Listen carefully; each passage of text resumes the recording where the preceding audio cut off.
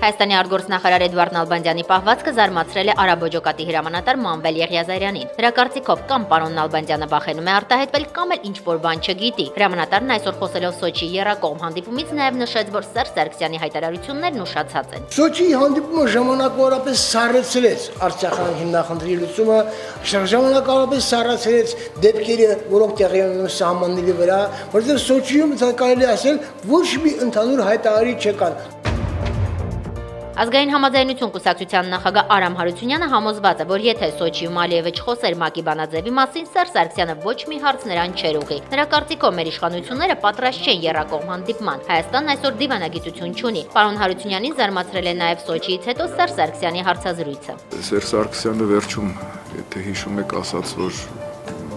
բարեկեցության հիմքը դա աշխատանքն է։ Ինձ թվում է ինքը դա իր շրջապատի մարդկանց, այդ թվում ասենք Սաշիկին, Վաչոյին եւ Միշիկին պիտի ասի, որ բարեկեցության հիմքը ոչ թե խլելն է, թալանելն է, ուրիշի սեփականությունը խլելն է, այլ աշխատանքն է։ Վերջին 10 օրերին Հյուսիսային Իրաքում իսլամիստների կողմից առնվազն 500 եզդի է սպանվել։ Այս մասին այսօր հազանգեց Եզդիների միության նախագահ Ազիզ Թամոյանը։ Նա գտնում է, որ եզդիներին այսօր կոտորում են այնպես, ինչպես հայերին 1915 թվականին, եւ այս ամենը կարող են կանխել միայն գերտերությունները։ Մենք հայտեցինք Միացյալ Նահանգների դեսպանատանը, հայտեցինք, որ այն տարածքը, որտեղ 10,000 քառակուսի մետր եզդիներն են ապրում, այդ տարածքը համարվի Միացյալ Նահանգների վարչական տարածք։ Այս տարի Հայաստանում դեղերի արտահանման ծավալները նախատեսվածից քիչ է լինելու։ Այս մասին այսօր տեղեկացրեց դեղարտադրողների եւ ներմուծողների միության նախագահ Սամվել Զաքարյանը։ Նրա խոսքերով հայ դեղ արտադրողները նույնիսկ տեղական շուկայում խնդիրներ ունեն, քանի որ Հնդկաստանից մեծ քանակով դեղեր են ներկրվել։ Հաղթում են տեղական արտադրողներին աննախադեպ անհասկանալի էժան գներով։ Արցախի խորհրդանիշ Տատուպապի հուշարձանի մոտ ամեն օր իր ձեռքի աշխատանքներն է վաճառում Սերգեյ Ավանեսյանը։ Նա փայտագործությամբ սկսել է զբաղվել արցախյան հերոսամարտից հետո։ Հիմնական գնորդները զբոսաշրջիկներն են, որոնք Արցախ են այցելում հիմնականում ամռանը։ Որքան էլ փայտագործը նվիրված է իր արվեստին, սակայն խոստովանում է, օրվա հացի խնդիր չի կարողանում լուծել։ Ձմեռն աշխատում եմ, ամառն այդպես վաճառում եմ։ Դե մենակ դրանով չեմ կարծում կարող ընտանիքն։ Սերժ Սարգսյանն արտագաղթի բացառիկ խորհրդանշան է, նա չպիտի ընդդիմությանը խորհրդա քիչ խոսել արտագաղթից։ Ինքը չպետք է լքեր Արցախի հանրապետության մայրաքաղաք Ստեփանակերտը, ինքը պետք է մնար եւ հզորացներ Ստեփանակերտ քաղաքը։ Ընդդիմադիր падգամավորը երեկ լսել է Սերժ Սարգսյանի այն խոսքերը, որ արտագաղթի աղքատության եւ կոռուպցիայի մասին խոսելով Հայաստանի ընդդիմությունը ողջևորում է Ադրբեջանին։ Ըստ Զարուհի Փոստանջյանի աշխարհն այդքան փակ չէ, որ միայն ընդդիմության խոսելուց հետո Ադրբեջանն իմանա, թե ինչ է կատարվում Հայաստանում։ Կան համապատասխան միջազգային զեկույցներ, որոնք հնչել են հենց միջազգային ամբիոններից։ Սերժ Սարգսյանը պարզապես ուզում է, որ ընդդիմությունն իրեն չքննադատի։ Սերժ Սարգսյանը այս պայծրությամբ չի տիրապետում իրավիճակին, չի կարողանում ղեկավարել երկիրը։ Նաիրա Զոհրաբյանն այսուհետև էլ շարունակելու է քննադատել իշխանություններին երկրում արտագաղթի, կոռուպցիայի, աղքատության եւ արդարության պակասի համար։ Մեր, այսպես ասեմ, տունը քանդել են կեղծ կոնսոլիդացիաները։ Տիկին Զոհրաբյանը դեմ չի ադրբեջանական ագրեսիայի մեծացման ժամանակ քաղաքական ուժերի համախմբմանը, բայց ինքը չի կարծում, որ Ադրբեջանի հակահայկեցվածքի պատճառները Հայաստանի ընդդիմության ակտիվության մեջ են։ Մենք մի ճանապարհ եւ մի տարբերակ ունենք այդ քարոզչությունը, հակահայ քարոզչությունը կանխելու համար, ոչ թե պարտակել այն, որ երկիրը դատարկվում է, ոչ թե պարտակել այն ճշմարտությունը, որ աղքատությունը հասել է կատաստրոֆիկ թվերի։ Ընդդիմադիր падգամավորն իշխանություններին կոչ է անում չսեփականաշնորհել խնդիրները լուծելու ուղիները, այլ հենց քաղաքական մյուս ուժերի հետ համագործակցելով։ Մինչդեռ երբ է կառավարությունն ընդունել ընդդիմության առաջարկները։ Ոչ թե իմպերատիվ կերպով մերժել բոլոր այն օրենսդրական նախաձեռնությունները, որոնք չեն ներկայացվում իշխանության կլանը ներկայացնող падգամավորների կողմից։ Տիկին Զոհրաբյանը արդեն ունի օրինակ, թե ինչպես սահմանային վերջին միջադեպերի ժամանակ քաղաքական ուժերը համախմբվեցին։ Ինքը վարչապետի հետ սահման գնաց։ Քաղաքական ուժերը գիտեն, երբ եւ ինչպես համախմբվել։ Ոչ պատրանս ոչ խաղաղություն իրավիճակի խաղաղության հատվածն այդպես էլ Տավուշի մարզի սահմանամերձ գյուղի բնակիչները չտեսան։ Հրադադարի ռեժիմի մասին պայմանագրի կնքումից մինչ օրս սահմանամերձ Մովսես գյուղում կրակոցները չդադարեցին։ Այստեղ թշնամու տարբեր տրամաչափի զենքերին ծանոթ են մեծից փոքր։ Մեկ էլ թռչում է նորից ցարա։ Ուրիշ զենքեր են արդեն օգտագործում։ Այս քարեխին էլ գիտում է, որ արդեն ինչ տեսակի զենք ունեն։ Մովսեսի երեխաները ոչ միայն չեն վախենում հակառակորդի կրակոցներից, այլև ամեն անգամ կատակում են, որ անգործ չեն մնա։ Այսպիսի մի խոսք կա, երբ որ կրակոցները ավարտվում են, հաջորդ երկրորդ օրը Մովսեսի բնակչությունը իրենց տան կրիշներն են սկսում սարքել, Ալբալուի բնակիչները իրենց տան կրիշները։ Իրենք էլ խաղաղ ժողովուրդ են, բայց չեմ հասկանում, մեզնից ինչ են ուզում։ Ադրբեջանական Ալբալու գյուղին հարևան է նաև Տավուշի մարզի ներքին Կարմիր աղբյուրը, հայկական այս գյուղում անգամ անասունները կապված են հակառակորդի փամփուշտի զոհ չդառնալու համար։ Ադրբեջանցի դիպուկահարները հաճախ զվարճանում են կենդանիների վրա կրակելով։ Նրանց նշանառության տակ գտնվող այս գյուղերում վաղուց հող չեն մշակում։ Չեն գալ, միշտ են որ մշակենք, հենց ամուսինս իջնում է կրակակետերից կրակ։ Անկախ կրակոցներից ներքին Կարմիր աղբյուրում կյանքը շարունակվում է առօրյա հոգսերով եւ կենցաղային խնդիրներով։ Լարիսա տատը պատրաստում է քաղաք ճանապարհել իր թորնուհուն ծննդավայրից հեռանալու մասին, այս կինն անգամ չի մտածում։ Մթերի գյուղը։ Իսկ գյուղի բնակիչ Ռադիկ Իսրայելյանի անհանգստությունն այս օրերին ոչ թե Ադրբեջանի կրակոցներն են, այլ ուսումնական նոր տարին։ Նա 2 ուսանող ունի։ Երեխեքի սովորելով հարցնա, դու ամեն ինչն էլի լիվեր խնդիր է, էլի։ Դե որ ոչ մեկին աշխատան չունեն, աշխատելու տեղ չունեն։ Հիմի գյուղում ինչ են անում, ոչ մի բան։ Ֆիդեի նախագահի հերթական ընտրությանը Հայաստանը իր ձայնը տվել է ոչ թե իր հայրենակից Գարի Կասպարովին, այլ Կիրսան Իլյումժինովին։ Հայաստանի շախմատի ֆեդերացիայի փոխնախագահ Սամբատ Լպուտյանը Ամեկուլիսի հետ հեռախոսազրույցում մեր քվեարկությունը պարզաբանեց։ Այն տարիները, որոնք որ ինքը եղել է ղեկավար, շախմատային կյանքում ավելի կայուն վիճակ է։ Փորձում է տարեստարի մի փոքր բարելավում տեղ ունենալ։ Ֆիդեի ընտրությունը ոչ այնքան սպորտային, որքան քաղաքական մրցավազք էր հիշեցնում։ Գարի Կասպարովը հայտնի է հակապուտինյան դիրքորոշմամբ։ Սամբատ Լպուտյանին խնդրի քաղաքական կողմը չի հետաքրքրում։ Ֆեդերացիան ուսումնասիրել է Գարի Կասպարովի ոչ թե քաղաքական անցյալը, այլ շախմատային ծրագրերը։ Ինչպես Կասպարովը ինքը շատ յուրօրինակ, շատ հետաքրքիր մտածելակերպի ամբ է։ Բայց ուղղակի տարիները, որոնք որ ինքը ունեցել է, մի քանի անգամ եղել է կառույցների ղեկավար, եւ այդ կառույցները ամեն դեպքում ունեցել են հետո խնդիրներ։ Շախմատասեր Շահեն Պետրոսյանն ավելի քան վստահ է, Հայաստանը կատարել է քաղաքական ընտրություն։ Այդ որոշումը ում քվեարկել, դա քաղաքական որոշում է, որը գալիս է ավելի վերևից, այսինքն պարտադրանքով։ Ընդհանրենք ռուսները պարտադրում են։ Նա կասկած չունի, որ Ֆիդեի նախագահի ընտրություններում վճռորոշ գործոնը կոռուպցիոն մեխանիզմներն են։ Կասպարովը այդքան հարուստ չի, որ ինքը կարողանա իր կամպանիան այնպես տանել, որ կաշառի ես ինչ անի, այդ տարբեր ազգային ֆեդերացիաների ղեկավարն են։ Իդեպ, Գարի Կասպարովը Բաքվի ջարդերից հետո վաճառել է իր 7.5 կիլոգրամանոց բրիլիանտ թագը $1 միլիոն արժողությամբ եւ ողջ գումարը տրամադրել ջարդերի ժամանակ տուժած հայ փախստականներին։ Բացի այդ, 1991 թվականից նա հիմնել է բարեգործական ֆոնդ եւ օգնություն ցուցաբերել հայ փախստականներին, թոշակառուներին եւ պատերազմի մասնակիցներին։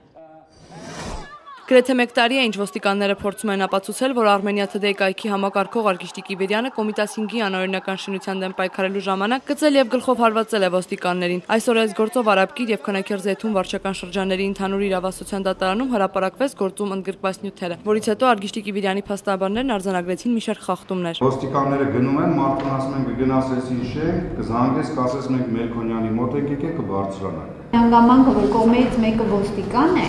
եւ ակնհայտ շահագրգռվածություն է ունեցել ոստիկանությունը վկաների հետ աշխատելու, արդեն իսկ այդ վկաների ցուցմունքները զրոյանում են։ Փաստաբանները բոլորի ուշադրությանը հրավիրեցին այն փաստին, որ մի քանի անգամ երկու կողմերի առերեսումից հետո փոխվել է գործով տուժող ոստիկանների ցուցմունքները։ Իդեպ նախաքննության մարմինը սկզբում Կիբերյանի ցուցմունք գրելու հնարավորություն չի տվել, որից հետո նա ինքնակամ գրել եւ ուղարկել է իր ցուցմունքները, սակայն մեղադրողը այն չի ընդունել։ Ցանկացած փաստաթուղթ ուղարկել անձնական ցուցմունք կարծում եմ օրենսդրից փոխող չէ եւ իրավականորեն ակասել։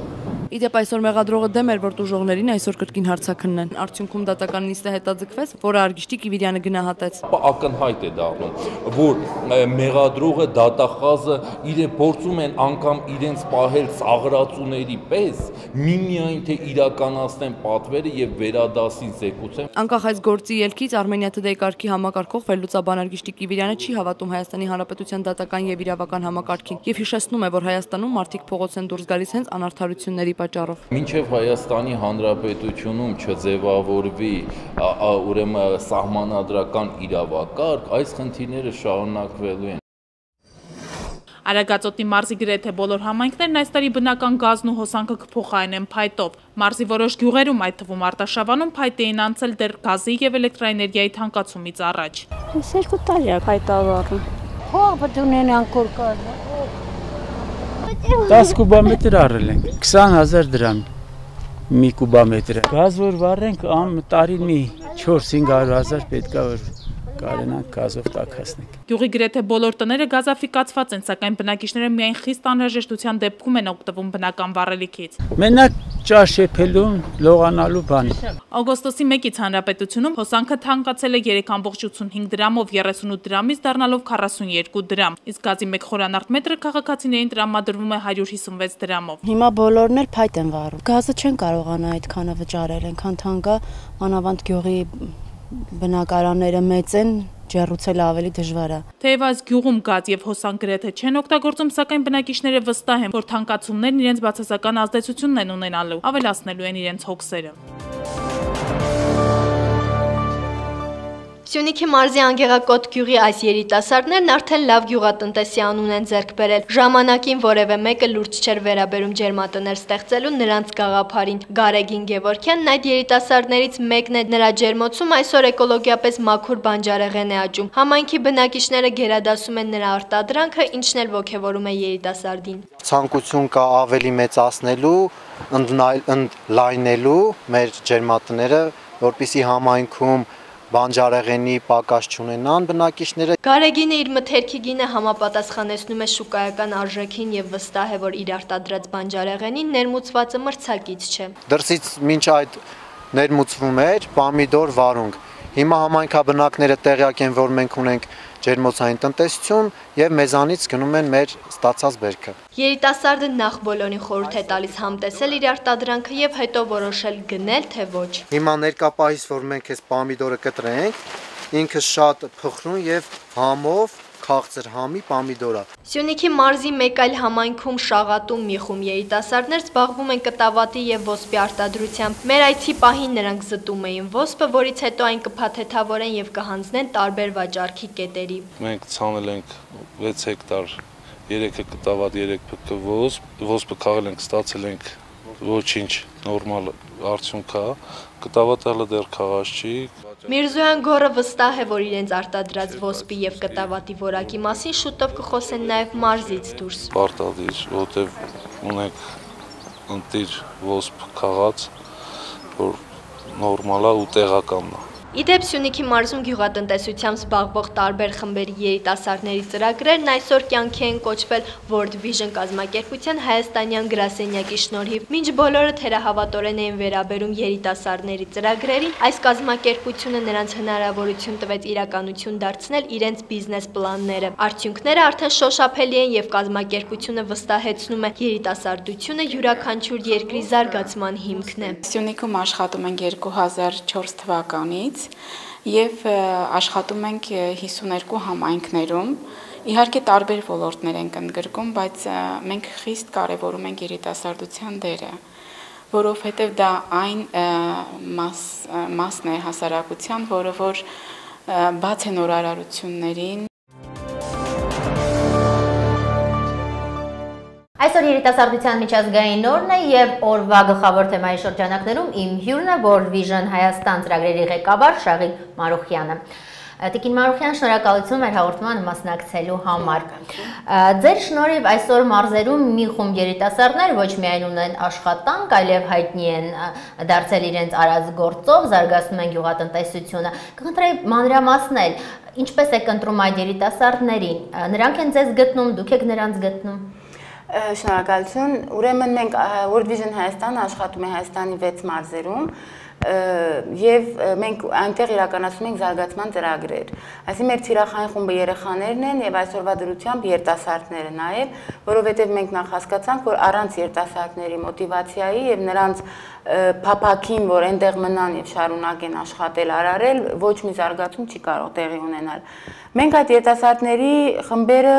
ես չէի կարող ասել, ընտրում ենք։ Մենք իրականացնում ենք ծրագիր ըստ կարիքների, իսկ կարիքները մենք վեր ենք անում իրենց իսկ միջոցով։ Ավելի քան 260 համայնքում World Vision ունի ծրագրեր, կարող եմ հաստատել, որ երիտասարդները անգործ են եւ իրենց մեջ այդ ուսանելու մոտիվացիան էլ է կորում, որովհետեւ ասում են հետո ինչ ուսանենք եւ ինչ անենք, ինչի համար ում համար։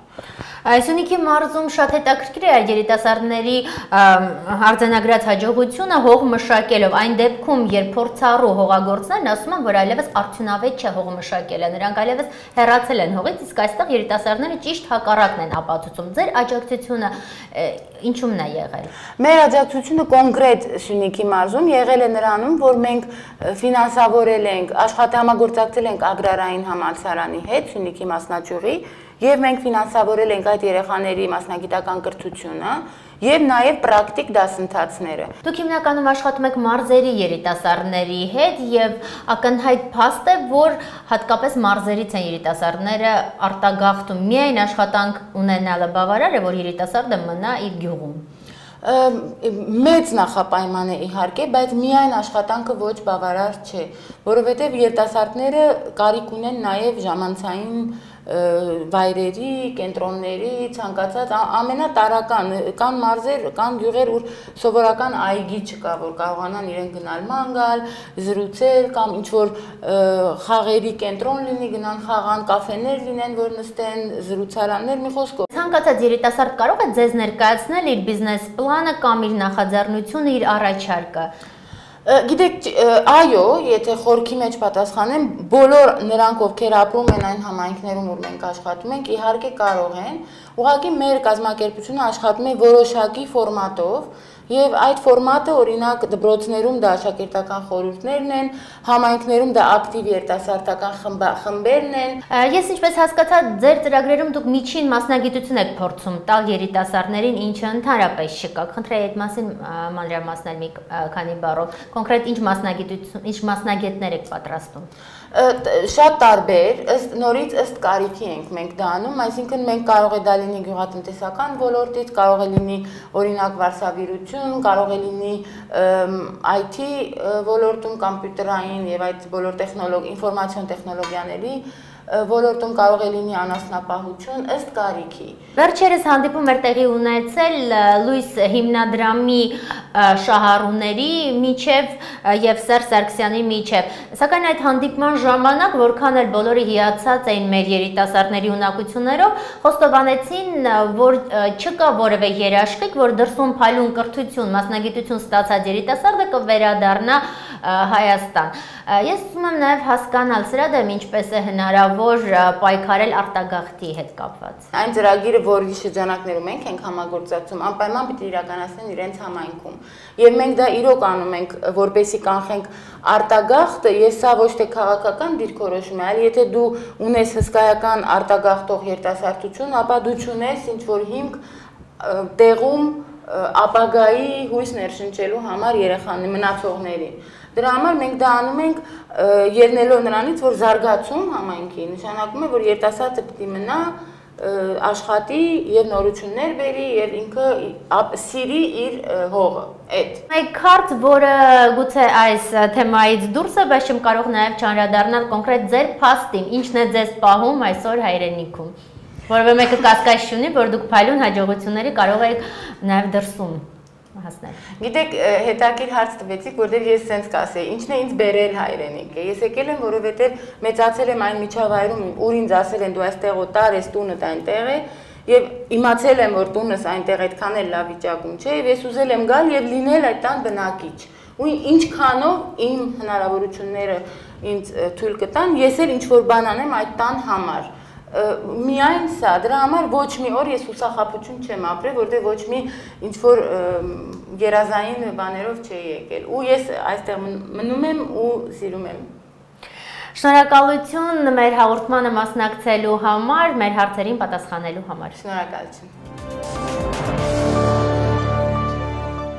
Արցախյան հերոսամարտը պատվով անցած ազատամարտիկները հիացած են այսօր սահմանին կանգնած հայ զինվորի խիզախությամբ եւ հայտարարում են, որ նրանց կողքին են։ Թեև Սոչիում տեղի ունեցած եռակողմ հանդիպումից հետո բոլորը կարծում են, որ հայ-ադրբեջանական սահմանի վրա իրավիճակը կհանդարտվի, սակայն առաջին բանակային կորպուսի հրամանատարի նախկին տեղակալ Արտուր Մարտիրոսյանի նախաձեռնությամբ մի խումբ ազատամարտիկներ կրկին հայտարարում են, որ պատրաստ են մեկնել առաջին գիծ դժվարին պահին հայ զինվորի կողքին կանգնելու համար։ Այսօր զինված ուժերում ծառայած զորամասերին բան ընդհանուր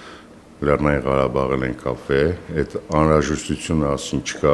Արտուր Մարտիրոսյանը հպարտ է, որ որքան էլ մեր ազատամարտիկների մեծ մասն այսօր սոցիալական ծանր վիճակում է, սակայն մեկ մարդու նման պատրաստ է մեկնել առաջին գիծ, եթե դրա անհրաժեշտությունը լինի։ Ես էլ չէի այդքան սպասում։ Արագածոտնի մարզի ուշի համայնքի բնակիչների մեծ մասն այսօր գործազուրկ է։ Այս մարդիկ չգիտեն, թե ինչով զբաղվեն։ Օրվա մեծ մասը հատկապես գյուղի տղամարդիկ անց են կացնում կենտրոնում տարբեր խնդիրների շուրջ բանավիճելով։ Հիմնական թեման այս տարվա վատ բերքն է։ Գյուղի բնակիչ Իգիթ Մարտիրոսյանին հատկապես զայրացնում է այն փաստը, որ պաշտոնյաներն անընդհատ հայտարարում են, թե գյուղացին ամեն ինչ ունի լավ ապրելու համար։ Ասում են գյուղացին էս ունի, ոչ մի բան չունի։ Բացարձակապես ոչ մի բան չունի։ Հիմա ուր է գնում հանգստը, ինչից է ումից է հանգստանում։ Ժողովուրդ, ասում եմ ամենալավ ճանապարհը հրաժարական տվեք, գնացեք թող ժողովուրդը հանգստանա։ Դրանից լավ հանգիստ կազմակերպեք, որ ասում եմ բոլորի հանգիստը։ Իրոք հաստատ համոզված եմ տոնախմբություն կլինի Հայաստանում։ Вторую неделю только этим и занимаюсь. Я сам во всем виноват. Мне говорили: Рома, поезжай в санаторий. ВЦСПС, МИД, ВТО, МПС, ОТК, ДДТ, УКК, 4-разовое питание, пижама в полоску. Ай, культурный отдых. Хватит качать.